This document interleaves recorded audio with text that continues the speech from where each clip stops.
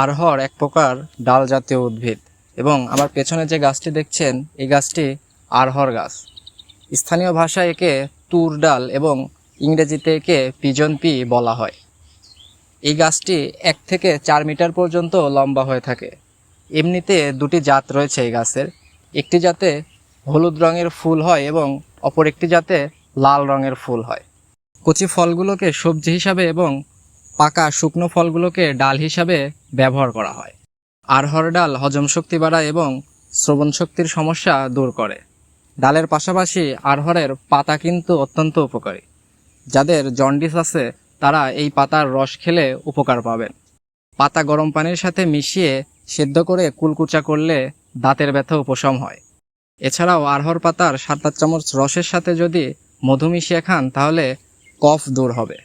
তাছাড়াও আরহর পাতার রসে যদি আপনারা ঘি মিশিয়ে